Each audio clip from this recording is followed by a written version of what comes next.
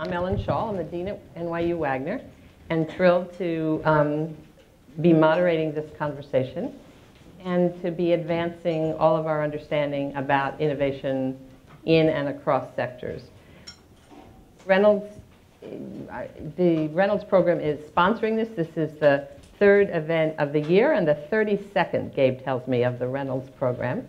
I want to tip my hat to Gabe Brodbar, who has done a fabulous job of directing the Reynolds program, and say how much of a value I think the program is to the university, because as I was saying to the group of people with whom I'm going to be in conversation, it offers a cross-university opportunity that is relatively, that's precious, and the students in the program, both undergrads and grads, really appreciate being together and find that the mix is a very important part of Reynolds. And I think that goes with tonight's conversation, because we have a mixed conversation tonight, designed really to do two things, to both educate and to convince.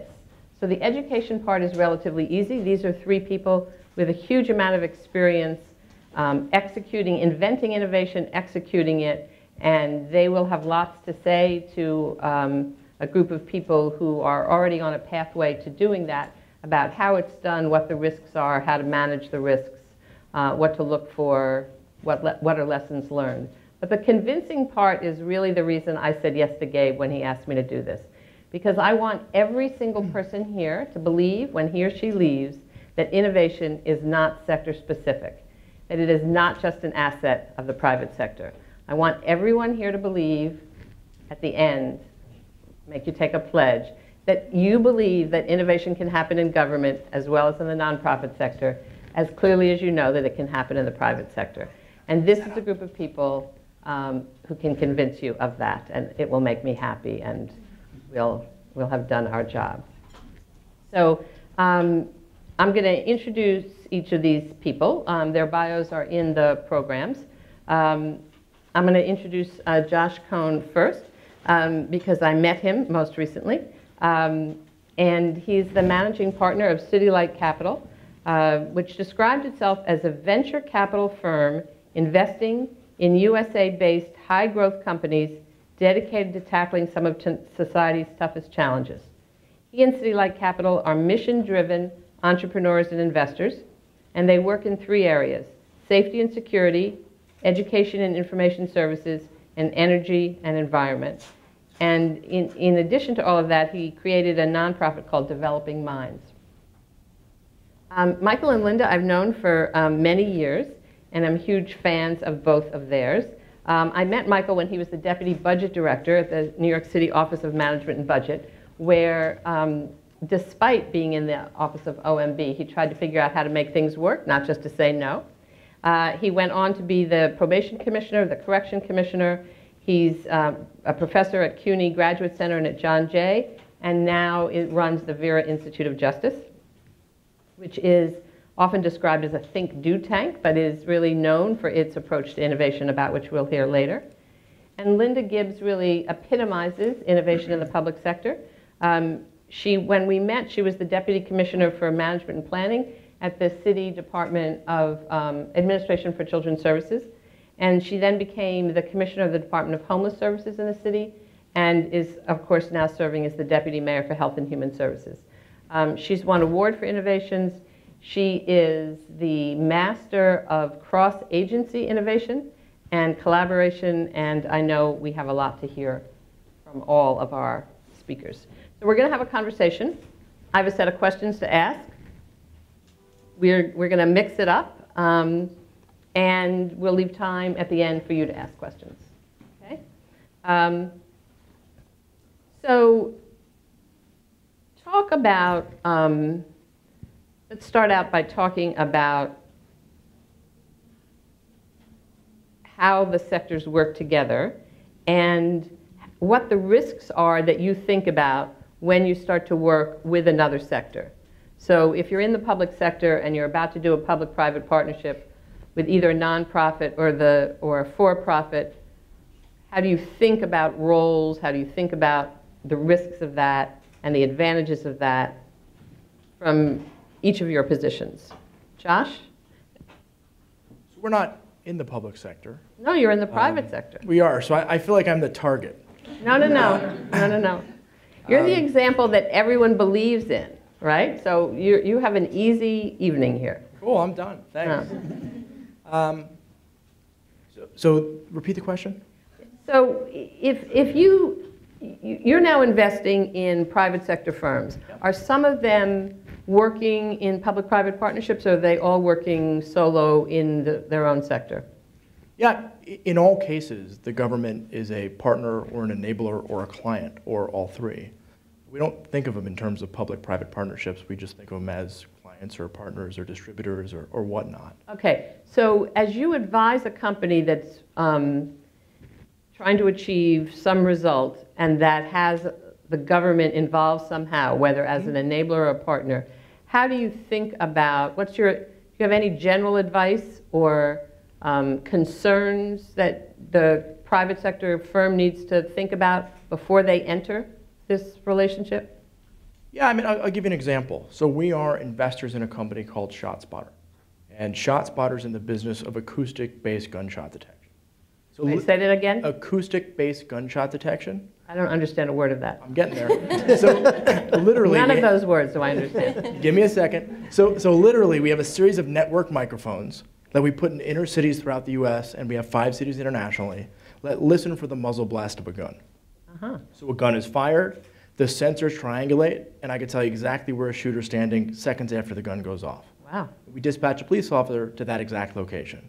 You dispatch, meaning? We don't, right? So the clients of our company is the They have some communication with the local police or the local municipality.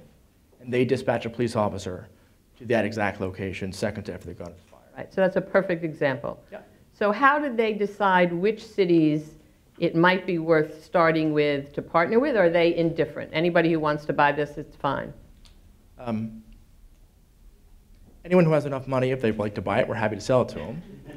However, the places that have the most crime and have budget are typically our clients. And is there any worry about, any concern about the quality of the management of that city or police force? You know, say you want to try this and you imagine that it's important to succeed the first 3 cities you sell it to. Or do you just think, okay, that's not my problem?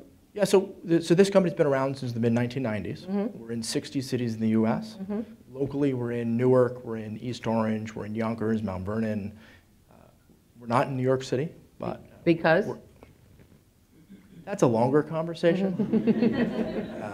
I don't want to offend any of my friends to my left who spent lots of time in government, but most folks in New York don't believe that we have a crime problem.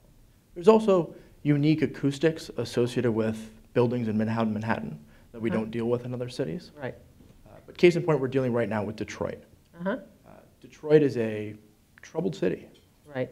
That actually has budget to purchase our system, but because of other problems, the makeup of their city council, the fact that they have a new mayor, and their belief that technology will decrease the size of the police force, it's been a fairly controversial issue when all of the data suggests that on average when we are in a city for over a year, gunshot-related crime is on an average 35%. Is down 35%. All right, so Michael, as you hear that story, does it occur to you, and certainly based on your experience partnering with the government, does it occur to you that this private company would be better off if it paid more attention to sort of which governments to partner with, or would you have advice if you were, met the CEO of this company early on? Well, I'll always have advice. Right. It depends what some of the incentives are. If it's a purely profit-driven incentive, and I doubt it's purely profit, then as long as you think you're going to get paid, it's all good. To the extent you want to couple, making money and feeding the mouths that you have to feed with a desire to actually get something done and implemented in some reasonable way, then you want to do some amount of due diligence on your specific partners, on the ability of, if it's local government to get things done across within local government and different levels of government. So sure, I mean ideally you'd want to even in a place that operates on a for-profit basis, you'd want to get the most sort of policy bang in addition to the profit, and there, the experience will be all over the map. So talk about Vera and how you assess the capacity of different public sector agencies as partners or different nonprofits as partners. You don't have to name names. Well, for instance, New York City. One of the advantages of having been around for 50 years is we already sort of know a fair amount, at least at some high level. I mean the Vera Institute, not you personally. Yeah, no, well, I've actually been around for 50 years, but not at Vera. So is that, we're pretty familiar with a lot of the institutions themselves and a lot of the folks that run them. You always want to be sure. I mean, everything at Vera, for instance, we always have a government partner in all our work. We don't Describe a little bit how the basis of your work. Yeah. So what Vera does, whether it's research or providing technical assistance or consulting, or as some people know here, we sort of build demonstration projects that we then spin off to their own sort of self-sustaining entities as long as we think they work and are successful. In all our work, we work with government. That's what we do. We're not an advocacy organization. We are at some level, but it's sort of an inside game, right? Because no matter what kind of work we're doing, we have a government partner, sometimes more than one on a particular project, but there's no such thing as a Vera project without some government partner. Sometimes we approach a government partner, sometimes a government partner will approach us. It's just an RFP process, but we like to make sure that the work itself is a reasonable and substantive piece of work. But also when we partner with government, especially on things that can be sort of high profile or at least risky at some level, we want some sense that our partners have the ability to not just work with us in a sort of collegial way, but to get stuff done. It's not easy to get even small stuff done in large government systems, much less sort of big, innovative change. And so can you think of an example where you declined to pursue a project with a government partner and not name the name necessarily, but sort of based on that, say what the crucial ingredient is? Well, yeah, it's not, we'll occasionally be asked by some branch of government, let's say in a state, to work on sentencing reform of some kind. And it'll just be clear to us that in that particular state, while that partner may be an impressive, important person and organization, they'll never have the ability to deliver without, let's just say, either one or both of the executive and legislative branch. If we think there's never any chance that the three of them will get together, and despite our best efforts, we'll never get them together, so it will be, in the end, a sort of purely frustrating academic exercise, will pass. We won't always pass, because sometimes there's a value in doing something like that, even if you are not particularly confident about the outcome. But since we like to have an impact, that's what we do, that's what we're about. If we make the decision that it's just really unlikely, will pass, which is not always easy. We're a not-for-profit, we're a soft money place, and so if someone's dangling $1 million in front of you to do a project that is on its face a good project, it's not easy to just say thanks, but no, we will do that. So Linda, government gets an unfair, in my view, rap that it's not a place where innovation flourishes. Talk about the counter-argument and what your experience has been, both at the agency level and as deputy mayor. I think, I think if I think about my career and the work that I've done since I graduated from law school 27 years ago, I've been in government the whole time except for a brief stint at the Vera Institute. And so 26 out of the 27 years I've been in government, and I feel like that entire time has been constant innovation. And so to me, it's kind of a foreign question because I can't think back and look back and think about a position that I was in where it didn't involve some kind of innovation. And not every job is like that, but particularly when you're in positions that are around, you know, sort of I was a deputy for strategic planning at child welfare. And if you're a commissioner, you know, by definition, you're looking at what you got in front of you and you want to make sure it continues to run well where it's running well. But more importantly, you want to fix what's broken, make it better, right? But speak specifically to some of those early years, because I think there may well be people here who think, well, it's relatively easy for the deputy mayor to innovate, but harder if I'm a 31-year-old in, you know, working in a city agency 6 levels down.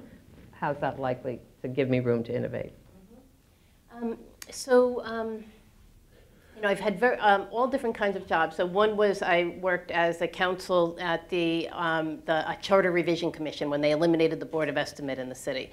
And this was, you know, it's all sort of legislative drafting, but we had to imagine the face of a much different city government without it was a bicameral legislature, and the upper house was declared unconstitutional, and it was quasi-executive, quasi-legislative.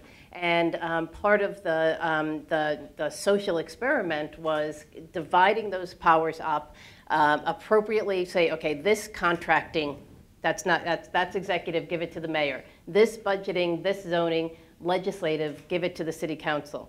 And it was a lot of research about different forms of government, different structures for setting those things up, and devising schemes for how those authorities should look. And so while that one is, you know, when I think innovation, I think much more about sort of program design and how I'm going to deliver preventive services to homelessness, to people at risk of homelessness, how I'm going to think about new juvenile justice interventions to keep kids out of incarceration. But on the legislative level, that was very innovative, and boy, talk about high stakes. You screw that up, you know, it's a big city, right? And so there it was about resisting the status quo. A lot of people that were going to lose a lot of power and authority in the structure that existed, and being sort of politically strategic enough to come up with solutions that you could sell to enough people, because this had to go to the voters. And so it wasn't just about being smart and coming up with a good structure, but thinking about the context we were working in, and having enough you know, sort of political aptitude to come up with a process for selling that so that we could get it passed by the general electorate, and get a product out of it that was actually a quality product for the purpose of thinking about the structure of city government. So that's much different. Mike and I actually met when we were, Mike was at the deputy budget director, and I was in the, after the social experiment, the charter revision passed, I said, okay, I better see if I can make this work. So I went over to the city council, to the newly created finance division. Everybody was very nervous about this, you know, sort of the Frankenstein that we had created. Could the council actually rise up to the moment? And so, so I joined the council staff and was working in the budget office there. And this is a point when huge gun violence in the city, and the famous headline was in the, I think it was it the Daily News? Do something, Dave? So to Mayor Dinkins, because the people felt like it was spiraling out of control and nothing was happening. And talk about innovative public policy. My boss, Mark Schall, Mike, while he was at the OMB, and you know, the police department and number came up with what is a program called Safe Streets, Safe City. And the whole approach, it was essentially hiring thousands of new police officers for the police department, but a lot of it was also coming up with a strategy for financing this, for selling that to the city council, and sort of repackaging, redirecting the way that the police department executed its responsibilities. And so there, it was sort of the interaction of the agencies, so the political imperative, the agency delivering the services, the legislative bill drafting, and then the budget office.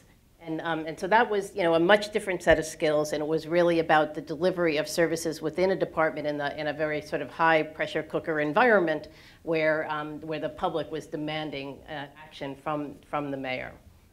You know, so it's interesting. I think almost every job that comes to mind, how I think of innovation, it's not the same kind of innovation. You know, the work we're doing now is around what we call our Young Men's Initiative. We're looking at the terrible and persistent disparities on a whole range of social outcomes for Black and Latino boys compared to Black and Latino girls, compared to their white peers. And you know, there's almost nothing you can think of where Black and Latino boys' outcomes aren't terrifically worse than for whites, and somewhat worse than for girls. And so that's really an engagement where we have public and private foundation dollars, talk about partners, and we're trying to identify new strategies. What's going to make a difference to interrupt some of these really negative outcomes? And you know, we're spending a lot of money, we're doing a lot of things, we've got dozens of city agencies, we've got billions of dollars out there, but we're still producing these bad outcomes. And so what are all the sort of the pressure points that we can find in order to make those changes?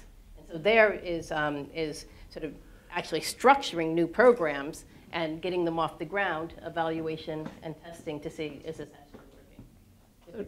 Josh, Linda's talked some about the skill sets that contribute to innovation. You introduced me, as we were waiting to start, to one of our students who works for you and is in the Reynolds program. But what do you look for when you hire? For people to work at our firm or entrepreneurs? Either, both. So for people who work at our firm, and I'll answer both, but I also want to come back to a point that just got raised. Please, start there then. So I don't think the question as much should be, does innovation occur in nonprofits or does innovation occur in government? We just look at innovation differently. So there are two other variables which we focus on like a laser that don't frequently come up in our conversations with nonprofit organizations and government. And that's duration and pace as one, right? Markets move very, very quickly, and you may have the right solution, but if you can't move fast enough to hit the gap in the marketplace when that gap exists, it's not going to be a fit for the second piece, which is scale. We only make money in our business when we take companies public, but we ultimately sell out of them, so it's through M&A or public offerings.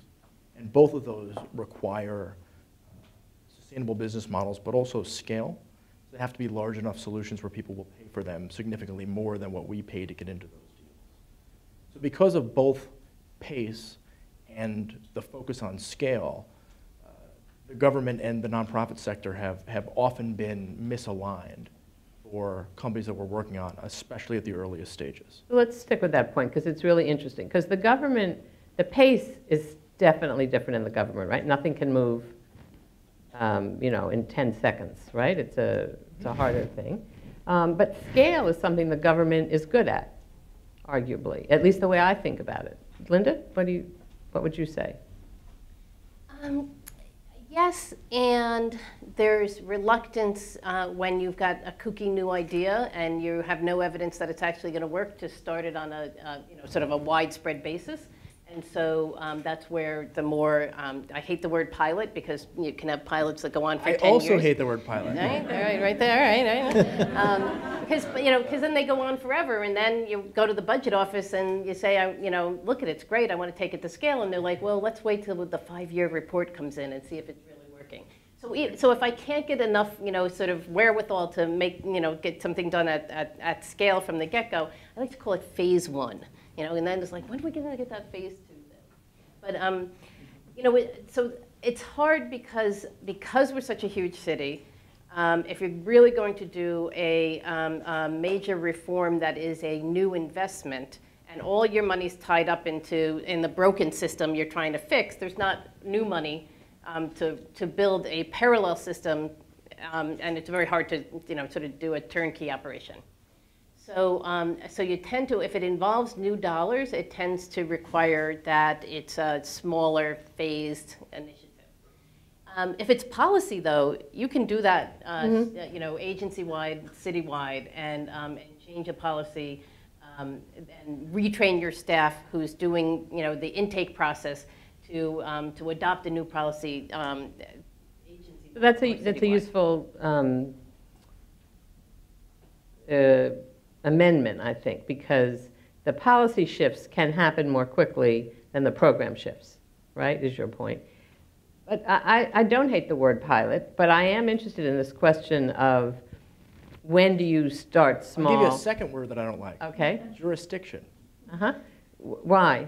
Because when you're talking to government, you're often talking to a city and then a state or a district. And when we sell to a corporation, you sell to a Facebook, you sell to a Cisco, there are no small fiefdoms that you have to deal with in order to get scale. So even large cities like New York, there are lots of different entities that oversee specific districts or specific, the Upper East Side versus Right. the amount of councilmen and folks that need to opine on each of these issues is part of the reason why even with great companies like ShotSpotter, it takes so long. And when you combine the jurisdiction issue with the piloting issue, our advice in some cases has to be, unless we know they have money, unless we know that they're ready to write a check, we don't want you focusing on that opportunity. That's exactly what I wanted to sort of bring up. But let's go back to this pilot question about, Michael, I want you to weigh in here about the advantages and disadvantages as people think about their own enterprises and their own ideas of starting small, call it a pilot, call it a phase one, although I think your point is it matters what you call it, right? That you're better off, you may be better off calling it phase one. I always worried that I wasn't sure enough about my ideas and that I thought testing them and getting them right was a reasonable thing. But, so talk a little bit about that. Michael? Well, and this is one of the things we do. We don't call them pilots. We call them demonstration projects because because some people hate the word pilot. No, I'm not sure what the short history is behind that. But I think it's basically pretty straightforward that, those things come out of, some, as Linda said, sometimes there are kooky ideas. Sometimes, there's some gap in the justice system somewhere. Something that should be happening that isn't, something that's not happening that should be, something that's happening this way that we think might be interesting if it happened this way. And, there's both from a knowledge gaining perspective, but also from a political standpoint. Now, people in government and outside government might think it's a pretty interesting idea, but no one's going to say right from the get-go, that is such a fabulous idea, we never even have to see it work, let's go right up to scale today. And so, our own theory of change is we start these projects, and we hold them for a while, anywhere from 5 to 7 years sometimes. And we spend a lot of time evaluating them, both substantively, and there's also sort of political evaluations that go on about whether, does this thing work? And that the definition of work is different depending on what kind of thing we're doing. Is it sustainable? Is it ultimately scalable? Will government want to invest in it over time? And so we take time with those projects. And again, our theory of change for those, why we do that is that when we get to the point after 5 or 7 years when we think, okay, this really is a successful post-prison employment program. It works. Government is ready to invest in it. The recidivism numbers look good. People get non-subsidized jobs. They become taxpayers at a higher rate. It's all it's all good in our world. We'll spin it off, right? That's what we do. It's a very counterintuitive business model because we now have a successful program. We get a nice revenue stream from it, and just at the point where it's really chugging along, it's really doing well, we make the decision that it's time for us to kick you out. It brings tears to our... And there's no M&A revenue, no IPO where you get a lot of money for it. We get nothing from it, which is why one of our former CFOs is here. It would always bring tears to his eyes. But they have to leave now? Do they have to? Can't we just keep them a little bit longer? But our theory of change in terms of scalability is that that's how they're going. They can't go to scale if we have them. They have to sort of go out into the world on their own. And then scale up, and that's essentially what happens. We have 17 or 19, depends how you count, different spin-offs in and around mostly New York City some of them are far, far bigger than we are now, 2 or 3 or sometimes 4 times the size, and we could have never scaled them up had we held on to them. So that's not to say that there aren't other things you can do, especially on the policy level, to sort of go to scale really quickly for the things we do, because we won't do something. I mean, people talk about innovation all the time, but we won't do something if it's ever been done before. Ever, anywhere?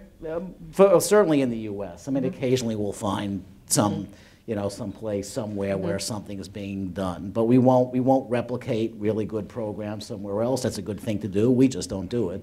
And so, we have to be ready to fail. And one of the reasons government likes us is that if something does fail, and we've had failures, we're failing. It's our failure. Government took a chance. We couldn't make it work, and we're very transparent about it and put the research on the web, but you have to have some tolerance for failure, and everyone talks about that, and there are books written about it, and it's taught in grade people, but that's one of those things that's very easy to talk about, but not a lot of people have a high tolerance for failure. Let's just see if we can come to some nuggets of wisdom about this question of scale and pace. So would we say that if you have an idea that has a market and a revenue stream attached to it, you don't need as much to phase. You can, assuming your business model is robust, you can go straight on to big size. But if you are working in government or the nonprofit sector, it's more likely you're going to have to come up with a phased, at the program level, a phased introduction. Is that, do we agree with that? It's interesting. What I'm thinking a little bit is, the mayor is fond of saying, in the private sector, you move money away from things that are failing and into things that are successful. Here's what's selling, here's what's being bought, here's what's profitable. They're the guys that are producing over there, move the resources there. And in government, you do the opposite. That you got a problem, it's something's failing, you got a mess, and you have to keep investing in the mess, because I suppose what's behind that is that it's you're delivering something that's a public service that people need or want or have demanded, and you've got to get it right, right?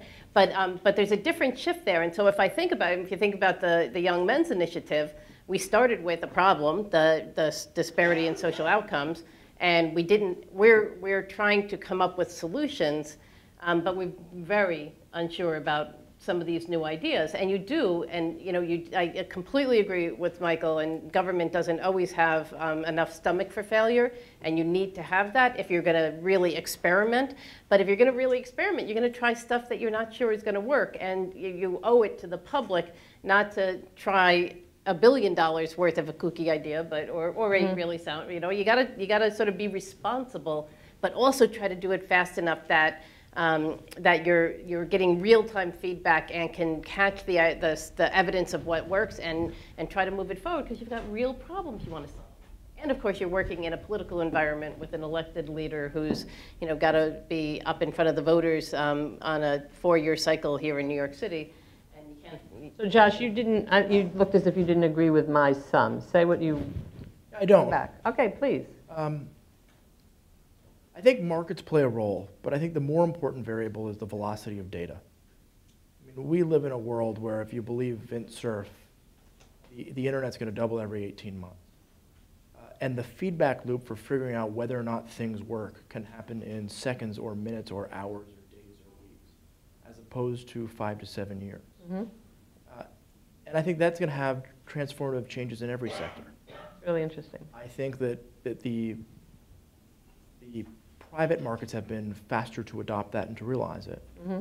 But every government page has a Twitter feed or a Facebook feed or whatever it may be. I'm not sure they understand why. And I'm not sure that there's effectively utilizing those tools to streamline their decision-making process and deal with some of the challenges that we're talking about. Mm-hmm. But I think they'll get there. Mm-hmm. But I think that's the biggest driver, is the velocity of that data. Mm-hmm. I mean, I don't know the answer to this, but my guess is if you can get really good data that allowed you to shrink your testing period from 5 to 7 years to 6 months to 1 year, you'd be open to doing that. I would, but you know, and what you're talking about can work in some areas and certainly with some technology solutions, but a lot of the things that we do are designed to sort of change behavior. It is unbelievably difficult to change behavior, especially among populations that are really disadvantaged, have incredible needs, and whose behavior over time really matters, right? So let's take a specific example, right? There's, 750,000 people, give or take, who leave prison each year. 52% of them are back in prison after 3 years, right? So those are national statistics, but they never differ that much state by state. And so there's a tremendous amount of sort of concern about this and resources going into it, and this is the holy grail here is what, so how do you get that recidivism rate down? And there are some policy things you can do that you can, just do overnight, and there are some program things that perhaps can work too, but you're not going to know whether they work, even if you have unbelievable data in the first 6 months. You're still not going to know whether they work or not, because the field is littered with things that work really poorly initially but work well over time, or work unbelievably initially and fall apart and go the other direction. And even putting aside the sort of politics of this, which are generally pretty toxic, there's, for part of those sorts of reforms, not all, but for part, I mean, whether it has to be 5 or 7 years is a question. And we do that for our own reasons, not necessarily because we don't know something before that. But in that kind of, in that kind of environment, can you change the behavior of groups of people who, acted like this, and now you're going to do a variety of brilliant to kooky interventions and hope that they act like that? You just have to see whether they act like that. So I'm by no means an expert in correctional facilities, but I do spend a lot of time in classrooms and dealing with teachers. So I'll try to draw that parallel. And if it's completely different, just tell me I'm wrong and I'll shut up. But teachers would make a comparable argument, right? So you can have all the data around test scores and efficacy and what people learn and all of these systems that exist in the classroom now around adaptive learning methodologies don't really address student motivation and don't really address the softer side and the character side of the classroom. Not yet, right? But there's a company called Class Dojo, which was just created about 3 months ago in San Francisco, that has a technology-based methodology for evaluating student behavior and engagement and other variables. And they're averaging incredibly fast adoption rates. They're averaging more than 2 clicks per second. And the amount of data that they will amass in their first 6 months of existence is more than has ever been collected on this topic. They're working with leading researchers, and we think that things like this, I mean, look, there's never a solution to these types of problems until it becomes obvious that everybody's doing it. Yeah, Michael, so what I wondered as I was listening to you is precisely this question that Josh is getting at. So our metrics are very long-term metrics. We want to know whether someone's going to stay out of prison for 5 years or 18 months or whatever. What we haven't done is chopped it up into small enough chunks so that we would know that the behavior, what are the behaviors in week 3 that give us an indication of whether someone's going this way or that way. And so what I wondered as you were talking is if we could get more granular, if we could get more specific through research or some kind of ethnography, could we then collect data sooner that would give us indications of whether this kid is like learning algebra or not learning algebra or doing his homework or not, whatever the parallels are. So I love that idea. What I also love about that idea is you get a ton of feedback during an election cycle, right? So if something takes 5 to 7 years and somebody only runs for 2 to 4 years, and they're focused on half of their campaign or a fourth of their campaign on getting reelected, things that historically have taken 5 to 10 years to solve, the can keeps getting kicked down the street. Right. And that's problematic. I think that the thing here to think about is whether a short-term result has sticking power. Yeah. And I'm thinking a lot about our conditional cash transfer initiative, where we adopted a anti-poverty approach that they were using in Mexico that had great results in Mexico of reducing poverty. And it's basically a pay for performance at an individual level, a cash transfer if you complete a set of activities. And so education and health are the core incentivized set of activities at the household level.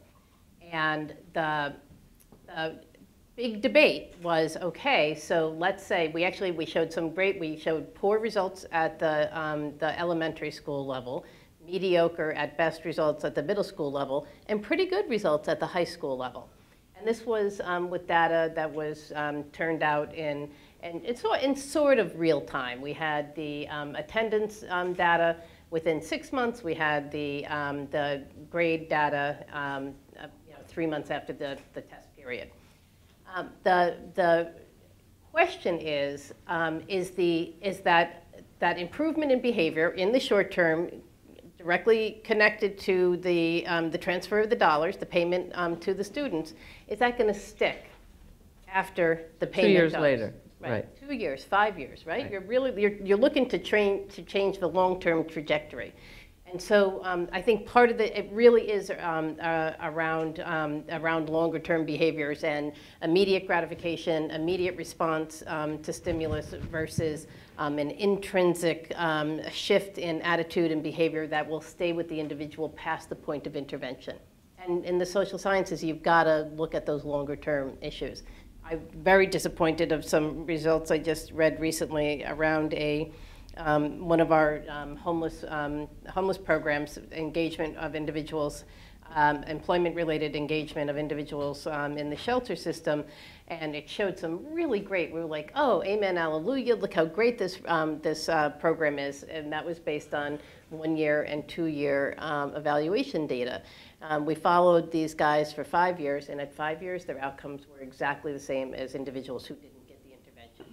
Now, all right, so there's some benefit in a short-term gain, but it didn't have the sticking power over time. You take different policy responses based on that knowledge. All right, so I had started to ask Josh a question that I want to ask each of you to address, which has to do with sort of skill sets and what you look for, and what, particularly in younger people, sort of what you look for when you hire, and if you were sitting on the other side in those chairs instead of these chairs, how would you prepare yourself? How would you pitch yourself so that you could get to work with one of you?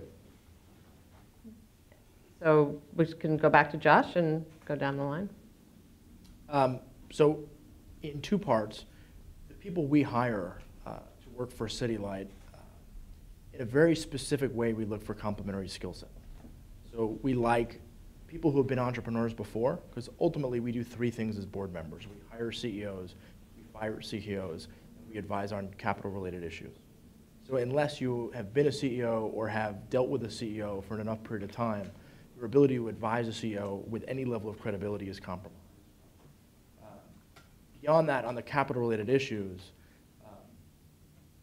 But you hire younger people, not all of whom have been CEOs. I'm the youngest person on the team.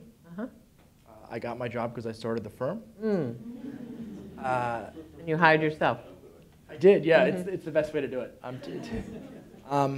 My partner Tom is 55. He spent 25 years as a CEO. My partner Greg co-founded a company called Wireless Generation. One of my partners, Matt, had a startup company called Netfolio, and then spent 6 years as a banker. And Bill spent 6 years running a climate change practice globally for AES and did a bunch of interesting things before that. So experience is one thing, but relevant experience. So as you look at our team dealing with safety, education, and the environment, everybody on our team has been an operator in safety, education, and the environment. beyond that tie, we all are driving towards the same end goal, right? We all believe that the capital markets and private industry have inherent and sustainable advantages for increasing the likelihood of solving social problems that are passionate to us as individuals. And that's what we want to spend our time and money focused on. So without that tie that binds, this doesn't work. And then on the entrepreneur piece, we have a very simple formula we talk about in terms of entrepreneurs that we think are city-light entrepreneurs. And it comes down to intent, measurability, and accountability. Intent, measurability, and accountability. Let's speak about each three. So I'll give you an example. We funded an entrepreneur named John Katzman. And some of you may know John. John was the founder of the Princeton Review. Right. Now he runs Tutor. He does. So I'm an advisor to Tutor. They're one of our portfolio companies. John was approached by USC in 2008 and was asked to endow a chair. But his response was the endowment model is part of the problem, not part of the solution, because it only affects one teacher. And what he was interested in doing as an ed reformer was to figure out how to deal with teacher quality at scale. So he negotiated the exclusive rights to build the Master's in Teaching program online for USC with the explicit purpose of training mass-producing high-quality teachers designed to teach in inner-city schools. That's cool. Right? I want that guy on my team. Right? He focused on, like a laser, focused on a problem, figured out the best way using his skill set, his resources, and available technology in the marketplace to apply his passion to that problem. And that leads to the second two parts, the accountability, and the measurability and accountability. And what's great is we have a partner like USC and like UNC Chapel Hill and now Georgetown as partners for this program. And would love to have NYU to the extent that anybody wants to chat about that. He actually came and met with us. That's how I know him. I know it. We could talk about that later. All of you guys who are in the profession of education are all mission-based folks. So what we do as part of our fund and what John does as part of measurability is we track all of our new graduates, where they work, how their students are doing in the classroom, and all of these things are important to us as investors, important to USC or UNC or Georgetown as partners, but they're also important to John. So if John can turn this company to a billion-dollar company where we produce lousy students, Not good. I'll fire him. And he knows that. And he wants that challenge. So that's why I want to work with John. Michael, Melinda, what would you say in terms of skills you look for and how, if you were in the audience or in the graduate school, you would think about preparing yourself? Well, when Vera hires, we usually hire for, we're sort of a project-based place, and so, there are times we'll be looking for people with very specific research skills or very specific substantive knowledge. I mean, in general, when we hire folks coming out of graduate schools, we're looking for certain just sort of strength-based attributes. We really like people to know how to write. That is very, very difficult. It really is. It's a big problem. And we write a lot, and we write quickly, and the writing has to be accessible.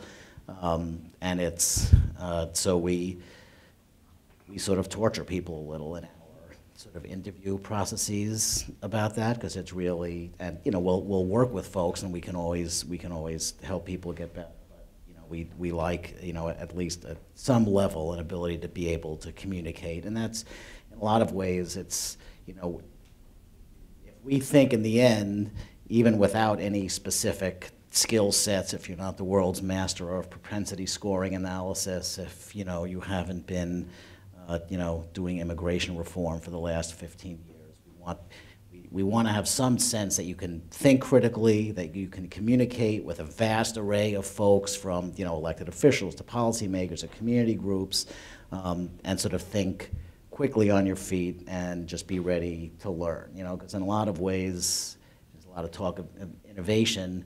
In most of the stuff we do, the way you get to innovate is that you build up a base of knowledge about the systems you're working in, so you can understand how to innovate and where the gaps are. It's not enough to be just a really, really smart person. So of course you'll do some really brilliant, innovative thing. There are people like that, and know, Zuckerbergs don't come around all that often, but so we want the ability for people to learn quickly, to absorb information and push it out in a variety of ways, and to have sort of sharp analytic minds. That sort of general skill sets. All right, Linda, and then we're going to move to open it up for questions, but what would you say about skills? I was thinking when I look at resumes, like, you know, you zoom through them because you see a lot of them, and I was thinking, what do I look for? So I look for the smartness, so I'm like, you know, what's the, you know, the GPA or the recognitions and the awards, you know, so you're looking for really bright people. But that really is, you know, it's almost it is a threshold question, but it's one that, that can be overcome, you know, if you don't have all those awards, by the relevant experience and the service work. So I want to know, where do people choose to work? What do they choose to do with their free time? How do they choose to volunteer or do service? Who have they affiliated themselves with? And for me, because I am working in the social services, when I look at that, I'm looking for individuals who indicate by their experience that they care about these public issues and have devoted some time to thinking about it. And then, you know, I think in the interview process, what I really respond to, I think I somehow got good at picking good people to work for me. I have a good sense in an interview of a person, and the thing that I think I really look for is energy and a capability of engagement, because in our work, it's so hard to do anything in government alone. You never control all the toys, right? You need somebody else has got something, and you're going to need it from another agency, from another partner, from somebody who maybe despises you, and you've got to convince them to get on board with your approach. And so I really look for individuals who I think have you know, sort of positive energy and an optimistic spirit and an outgoing personality. It's you know, sort of a depressed introvert wouldn't function well in my office. I think that's, you know, and depressed introverts can do really important things in places, but it doesn't work. You know, it's so I think that sort of that combination of you know, as much sort of it's interesting because I really. Can I say this? My resume, I didn't have all those awards, and I didn't get the best grades. And so I think maybe part of the, you know, it's sort of the drive and the desire to, you know, to have an impact and to use the force of you know, of our will on an issue or a problem, you know, can compensate sometimes for not being at the top of your class. So that's really sort of what I'm looking for, sort of the flavor that the resume reflects in terms of the background and interest, and then just, you know, what's the feel, what's the dynamic. All right, so we're going to open it up. When you have a question, please introduce yourself. I think there are mics here. There will be 2 mic runners. Just raise your hand, and we'll come around with a mic. Okay, so. You keep your hands up for a second. Oh, yes. Okay, they're right here. All right. Hi, Maggie Peck, Wagner alum, Vera alum, currently at the Department of Correction. We touched on this a little bit in terms of the ability for humans to change and how it takes a long time. And we touched on it in terms of the client side of things. But so much in terms of government innovation in particular relies on your human resources, your personnel. So I'm wondering if you could each touch on how do you do that, especially when people in government, it's hierarchical, they've been there for 30 years, they're used to doing a certain way. How do you motivate that change? When you say that, I'm thinking of the work that I did at the Department of Homeless Services, where I had an agency that was functioning under class action litigation and had really become so disempowered. And they did, like they went, talk about not innovating. They went through the day, they were very accountable to the clients. We got to make sure our clients get the services. But they had sort of been stripped of the responsibility to be accountable for program design. And so part of the work that I did was to get the agency out from underneath the class action. But to do that, I had to demonstrate that the agency was capable of being that kind of very engaged, proactive, responsible, you know, sort of build a culture of innovation at the agency. And so the way that I did that is I gave it to them.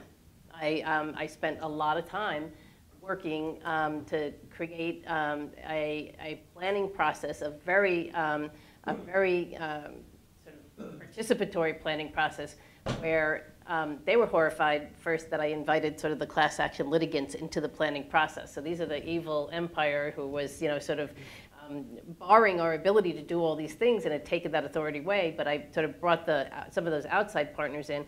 But I really put the process, decision-making process in the hands of the staff, and not just the management and supervisory staff, but also the frontline workers. And really bringing the frontline workers in to say, how do you see it? We have all our great ideas sitting here in downtown in our office, but let's hear from you about the process.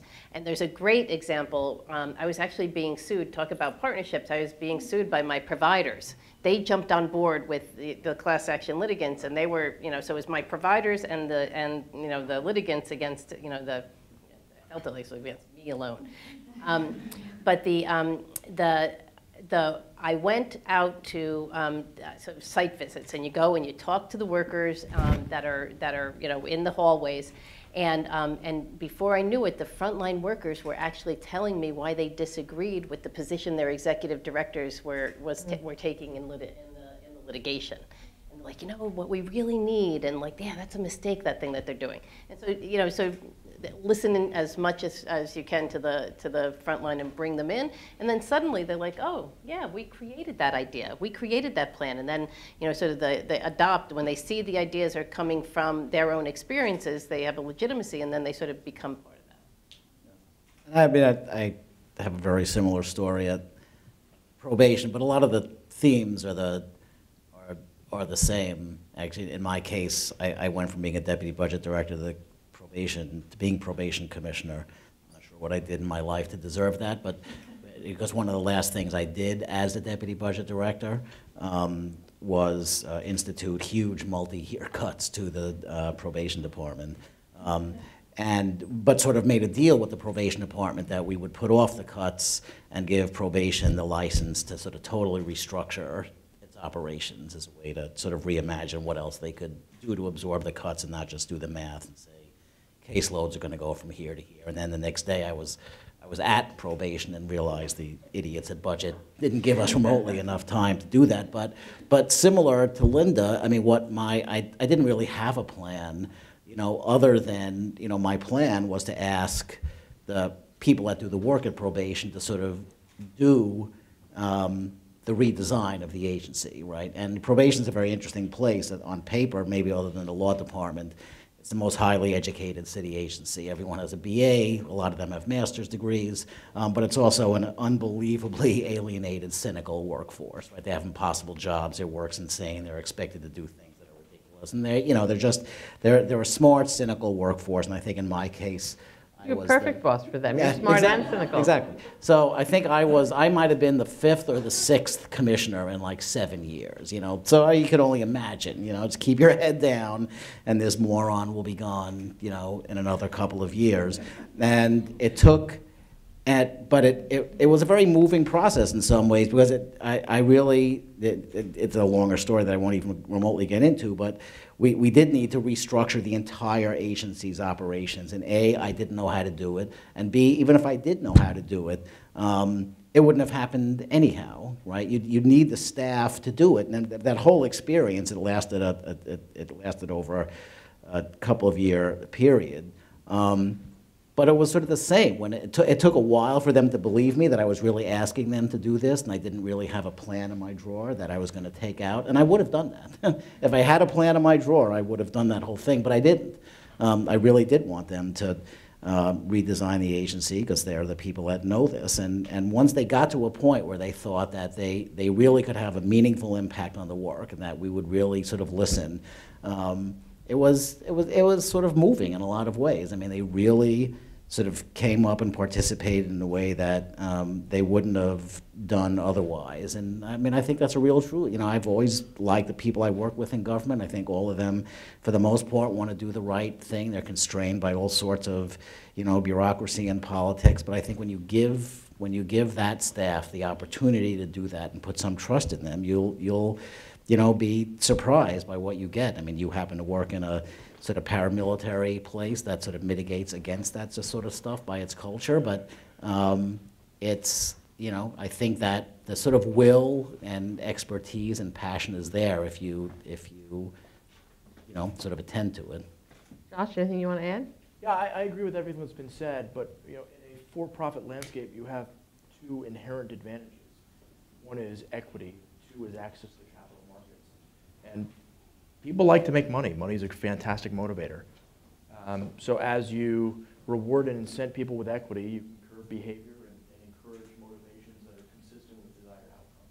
And the capital markets have a fun way of rewarding growth. There's somebody right behind Maggie, right? Sure. Yeah. Hi. Thanks. Julie Raskin, Phelps alumnus, Urban Fellow alumnus, Parks Department right now.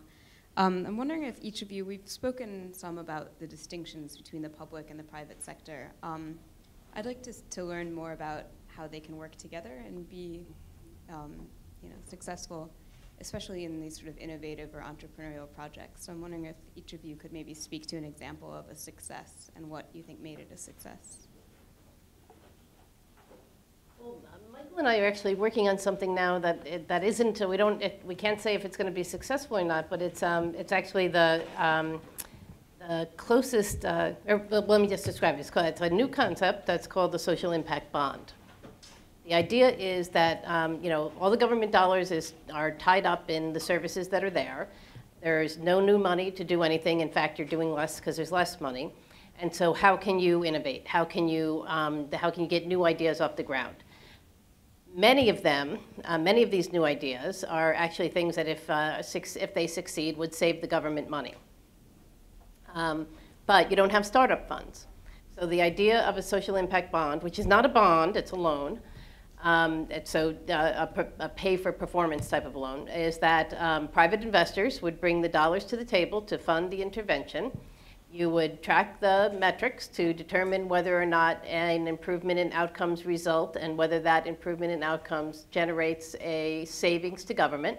If it works, the investors are repaid, and if it doesn't, they aren't. And so we are actually, this has been, there's one project that based on this model that was created in the UK.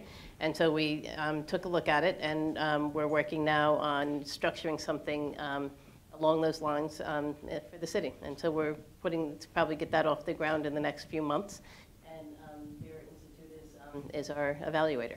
So, and to Josh's point, this is a way for government to access capital markets, which it has difficulty doing, other than on infrastructure issues or things like that. It's pretty high risk venture capital. Because it's a this is one where it's not taking something that's already in operation and with some proven success and scaling it up. You're actually creating a new thing. And Josh, do you have an example? Yeah, I mean, I'm not bullish on social impact bonds.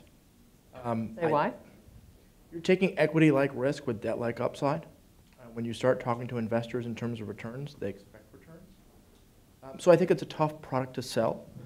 I think there were certain instances in the UK where they worked effectively. But my expectation is in terms of what philanthropy looks like moving forward is a little bit different. I actually think it's going to be less about government accessing the capital markets.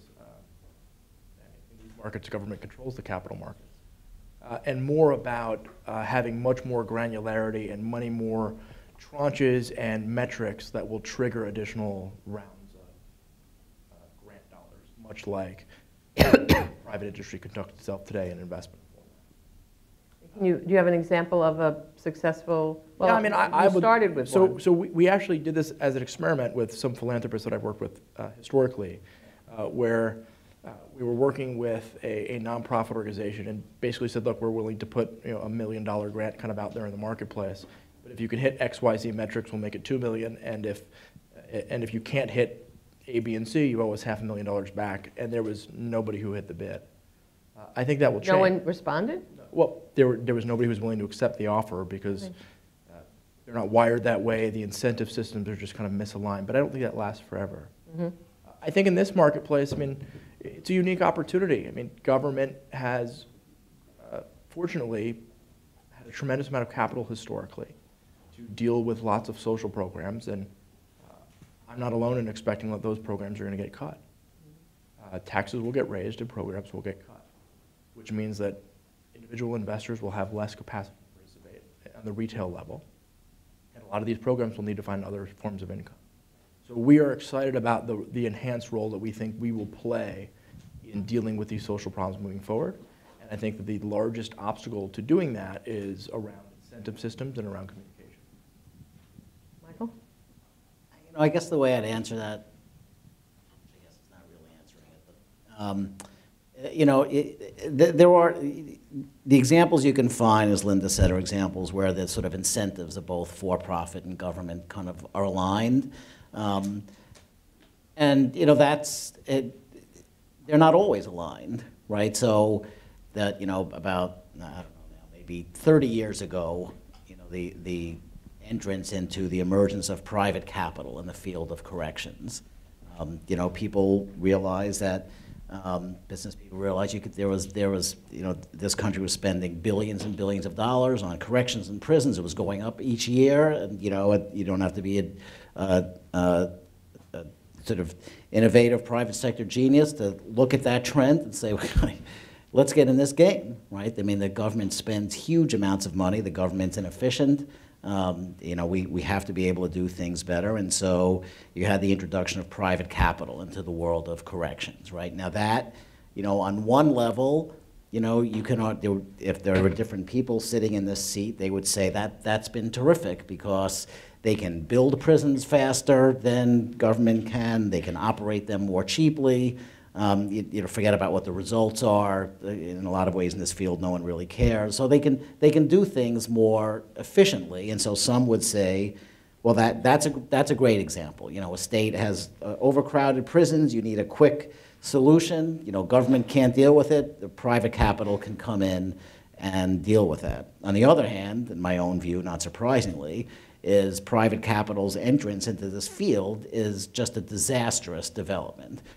Which is not to say that they can't run a better prison, potentially, than the publics can. Public prisons are not, you know, they don't have a vainglorious history. They don't have the sort of best reputation. So you would imagine that, you know, someone can run a better prison than a lot of public prisons.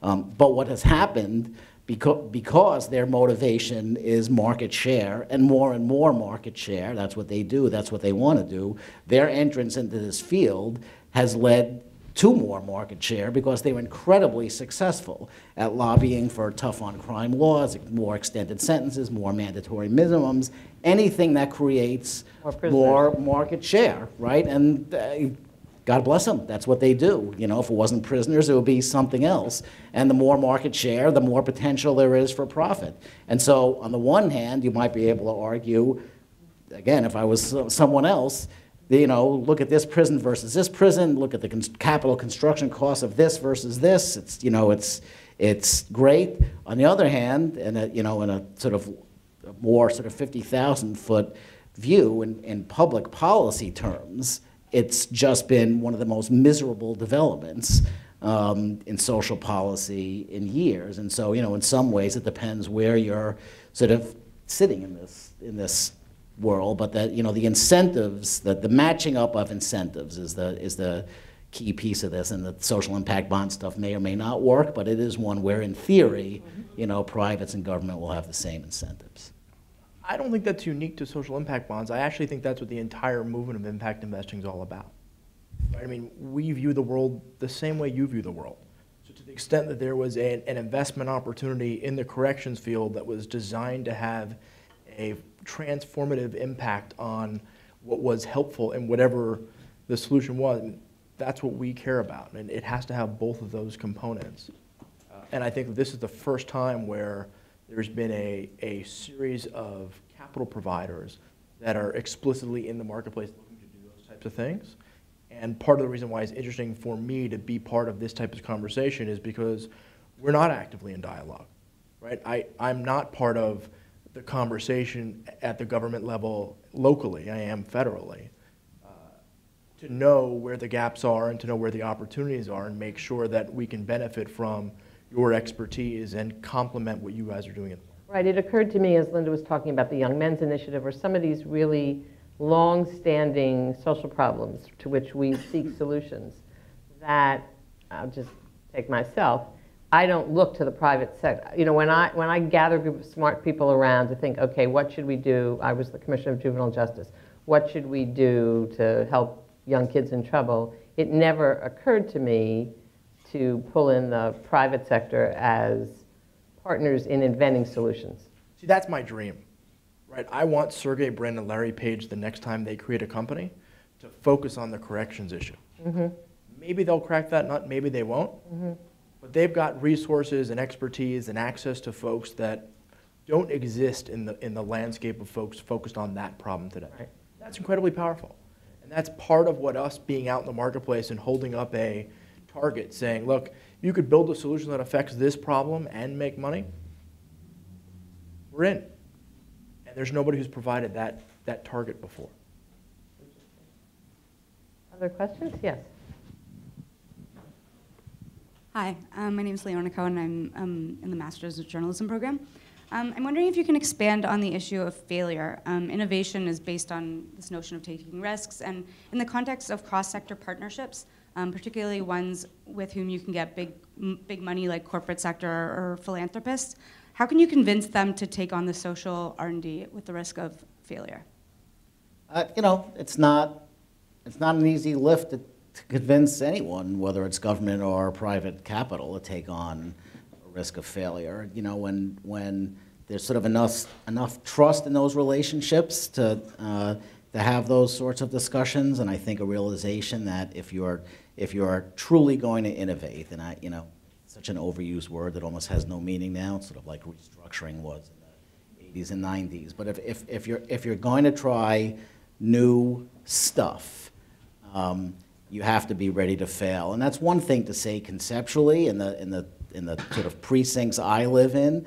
When you fail, it might mean that it's a really bad thing for public safety. You know, it's not that you just fail to sell some stuff. It's if you fail, right? People, I mean, to be a little dramatic, right? People can die. So there's not a high tolerance for that kind of failure. But even there is, you know, I mean, this administration and the mayor and Linda and others are you know, they are willing to do that, but there has to be, you know, there has to be a sort of expectation that what you're doing makes sense. It's based on best practice. It's based on research. It's based on, you know, everything, all the knowledge you have, and that if you do fail, and you know, I guess one of our relatively, you know, in our world, high-profile failures is we ran a reentry program called Project Greenlight for a couple of years, which was designed obviously to lower recidivism rates for people that went through the program. And after the first year evaluation, it not only didn't lower them, the people in the program actually had higher recidivism rates. Right? It's not exactly what you're looking for. And so, you know, we shut it down. We did a big piece of research on it. We were very sort of transparent and purposely got the research out there because we wanted at least the field to benefit from our failure. And so I think when you do all that, there's some tolerance to, you know, to do. I mean, you can't, if you fail all the time, it would be sort of a problem. But it's not, you know, it's not, again, especially in a lot of the areas that Linda works in and we work in, you know, failure, it's not just some theoretical or ephemeral concept. It can be, the outcomes, if they're bad, can be really bad. I mean, not just substantively, but politically. And so to get people to sort of march over that line is not an easy thing. So we use greed. We do, right? I mean, because the complement to risk is ego and financial return. And that's not just true in venture capital. I mean, look at the X Prize.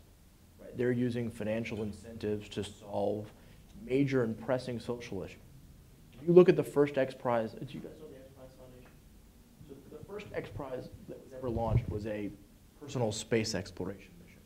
And it was a $10 million prize put up by a philanthropist in LA, the Ansari family. And that $10 million recruited $120 million worth of R&D simply because of the ego and the ability to say that they won. So that was the compliment for the financial risk they took, knowing that the financial return of that $10 million wasn't going to offset that. So they were pursuing ego, they were pursuing other things that fulfilled that return bucket for them.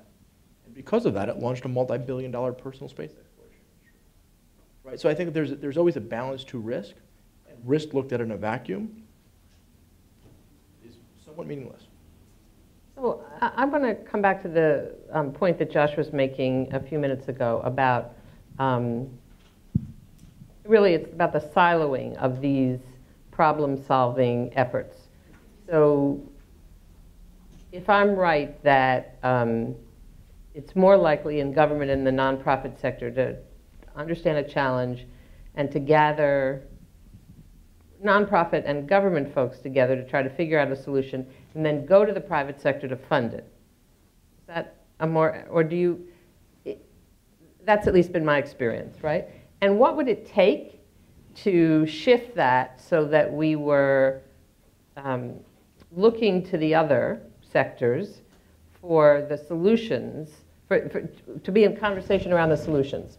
So the next time we had a serious problem in government, whether it's an environmental problem or a social problem or an infrastructure problem or an information problem, we put it out there somehow as opposed to sort of huddled and came up with a solution and then tried to sell it. What would that take?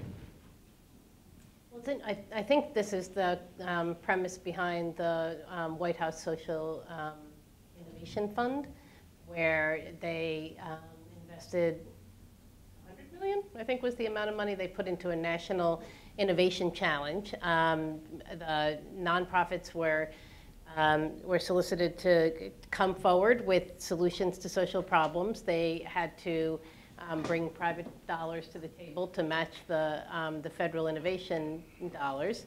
And it was a huge competitive process with and I want to argue that that's business as usual, because what the SIF did, the Social Innovation Fund did, is they picked a series of intermediary organizations who then picked a series of grantees.